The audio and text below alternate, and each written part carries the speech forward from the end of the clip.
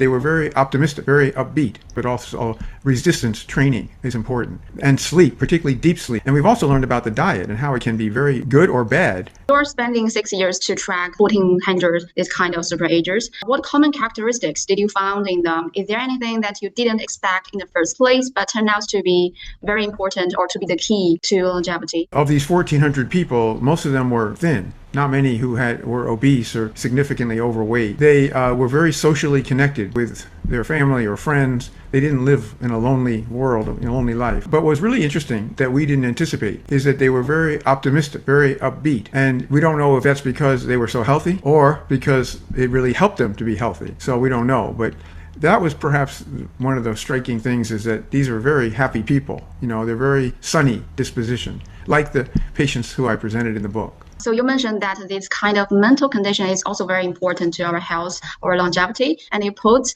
it as one element of your lifestyle. It's called lifestyle plus, right? Yes.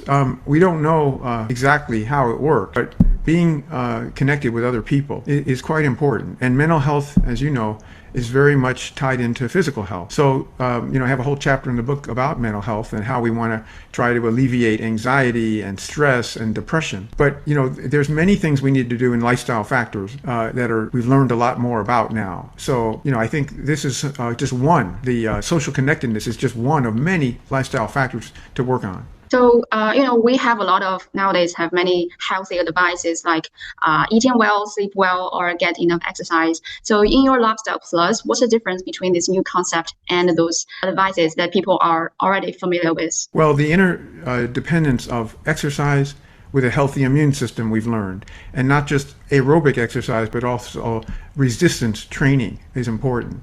Both of them work to help prime the immune system to keep it healthy. And sleep, particularly deep sleep, when we wash out these toxic metabolites from our brain at night, when we have deep sleep, we've learned about this glymphatic system of the brain. And we've also learned about the diet and how it can be very good or bad because it incites inflammation if we eat the wrong foods and ultra-processed foods. So we've learned a lot about the core 3 lifestyle factors.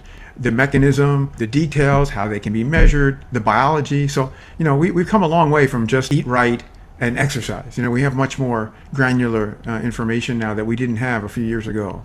So if you're going to pick one that among all those lifestyle interventions that you have mentioned, what would be the strongest evidence for, to achieve healthy aging? Exercise, no question. Exercise. Yeah, no the question. data for that is incontrovertible. It helps the brain, it helps the body, the immune system, knocks down inflammation. It's the most potent thing we have. So I'm curious, what does your own exercise routine look like? Well, I just came from it. I do almost every day 30 minutes of aerobic exercise, often on a bicycle. And then I do about 4 or 5 days a week, I do strength training and balance training. So that's almost every day I try to do exercise.